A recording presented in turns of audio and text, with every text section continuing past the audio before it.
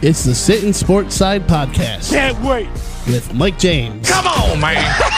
Matt Hogan. It's gonna be legend. Wait for it. Dairy. Legendary. And Eric Hanman. I have dedicated my life to this team, okay? On 1045theteam.com. Welcome into this special edition of the Sittin Sportside podcast. I'm Mike James. Eric and Matt are both on assignment this evening. However, I am joined via telephone by Atlanta Falcons beat writer for the Atlanta Journal-Constitution, Orlando Ledbetter, live from Houston. Thanks for joining me on the show, Orlando. Hey, Mike. Thanks for having me. Appreciate you having me on the show. Absolutely. I know it's been a crazy week for you. I'm assuming you've been in Houston all week, right? Yeah, we got in early Monday. Some of the team got in on Sunday, but we've been here attending all of the Falcons media availability and some of the Patriots availability. Let's take a look back at the beginning of the season. Heading into training camp, did you foresee the Falcons being this good and making it to the Super Bowl? No, we didn't. They were coming off an 8-8 season and, had a lot of changes. A lot of additions. Alex Mack, Mohamed Sanu.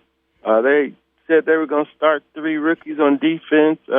There were just a lot of things that had to work right for the Falcons this year. And at the beginning of training camp and so forth, it just seemed like it was going to be too many things. So, but they some of them have worked out for them.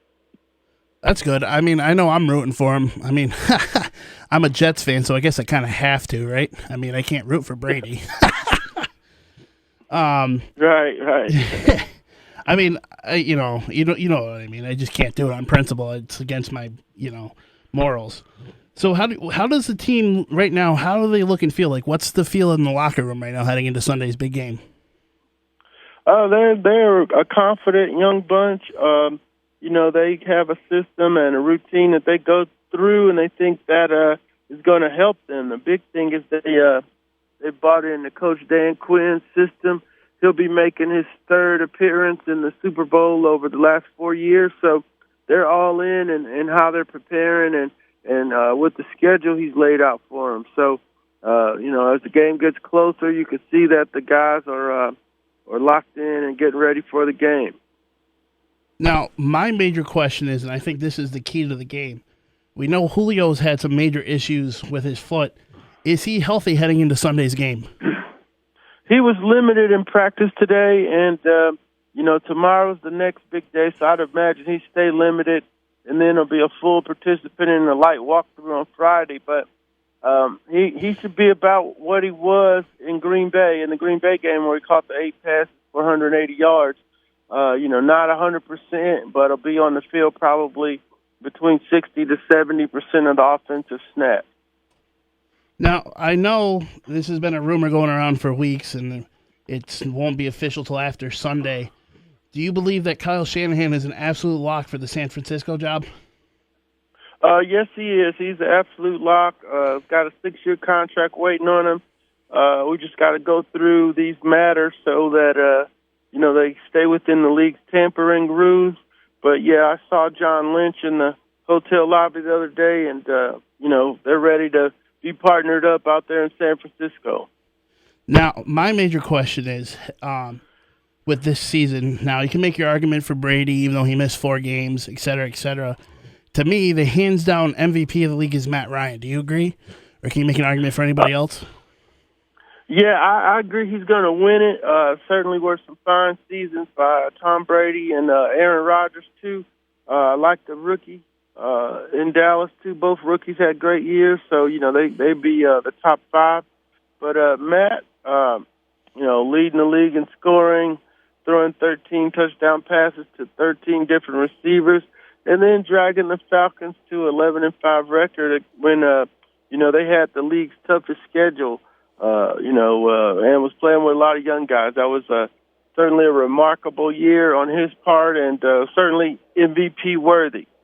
Definitely. It's Mike James here on the Sittin Sportside podcast with Orlando Ledbetter from the Atlanta Journal-Constitution. Now, for me, one of the big keys for the Falcons, other than the offense, obviously, which is very scary from my point of view, I think Vic Beasley's got to play a huge role in this game. How do you feel about that? I concur. Vic Beasley doesn't have a sack in the playoffs, but he is the the league's leader in sacks and forced turnovers this year with 6. So in order to slow down Tom Brady, you have to get pressure on him. It's kind of hard to get it off the side, but you could certainly see where the Falcons will try to stunt and maybe send Beasley up the middle on some twists and so forth. But getting in Tom Brady's face is going to be key for the Falcons, and Big Beasley's their main guy. Now, we've talked about Julio and Matt Ryan, obviously. You got Mohamed Sanu, you got Coleman, you got Freeman. Who else do you think that we should be, a not so big name that we should talk about that could play a huge role in this game also? Well, I go back to week 2 when they used 3 tight ends against the Raiders, and that helped them block Bruce Irving and Khalil Mack. But also the receivers also got loose in the passing game. Austin Hooper, Jacob Tamme, and Levine Toilolo. Now, Tammy's out with the shoulder surgery, but Hooper's come on, the rookie from Stanford. Levine Toilolo's a big blocker, and he catches the ball down the field well, or certainly much better.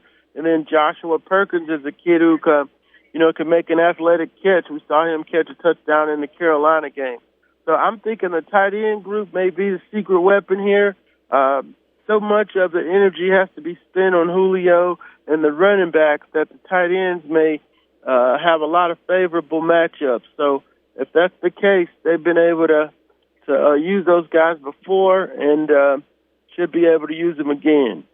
Now, I think personally, obviously, this comes down to Matt Ryan and his big arm, and we all know he has a big arm. Do you think, let's say he has a down game, which hopefully he doesn't, who else do you think needs to really step up to make it, to make up for it in case something does happen for, unfortunately, that we don't want to see happen?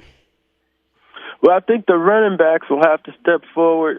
They're only averaging 3.4 yards a game in the 2 playoff games, but, they're still averaging 40 points a game. But if you could run the ball on New England, that'll help Matt out. That'll also keep Brady off of the field and, make things a little bit more palatable for the young defense. If they could run the ball with Freeman and Coleman, run some clock, keep the chains moving, that could be a key for the Falcons in Super Bowl 51 here. Now, do you see this being a high-scoring event? I think it could be, or I think we could have a defensive stalwart because both these defenses and offenses have been pretty good all year long. Yeah, I think they will have studied each other so much that they're going to be able to slow each other down. And I don't think either team is going to really be trying to go that fast. So, we'll see New England try to run the ball with Blunt, Lewis, and White. And we'll see the Falcons try to run it here with Freeman and Coleman. And that'll slow the game down, and we won't get the high-scoring affair that everybody's anticipating. All right, I'm going to put you on the spot here. You ready? Okay, let's go for it. Give me your final score. Okay, I'm going to go 24-20 New England. Really? Yep. I said that on my podcast yesterday. We did our Super Bowl podcast yesterday. And even though I want the Falcons to win, I did say I think the Patriots are going to squeeze this one out. I think I had it 23-20. But we're pretty close. Right, yeah, just too much experience over there. Belichick's had a couple weeks. It's going to be a knockdown, drag-out battle, but it's going to be close. And I just have to give the edge to the Patriots because of their experience and their, ability to, rise to the big occasion. And we don't know if the Falcons have that yet. All right, now I'm really going to put you on the spot. This one's even bigger. I asked the guys this yesterday. Now, who do you think wins Super Bowl MVP? I'm going to go LeGarrette Blount because if it's that slowdown game, they will have ran the ball on the Falcons. Much like the Eagles did and beat them right before the bye week when they ran for 200 yards. So I would think LeGarrette Blount will be the MVP. like I said, I hate to agree with you, but I agree with you, man. It's going to be a good game. I'm looking forward to it.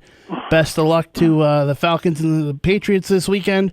Once again, this is Mike James on the Sittin Sportside podcast. The Orlando Ledbetter from the Atlanta Journal-Constitution has joined me. Dear Orlando, thank you very much, and enjoy your rest of your weekend. All right. Thank you, Mike. Take care, and thanks for having me. No problem, man. Anytime. Talk to you soon. All righty. Take care.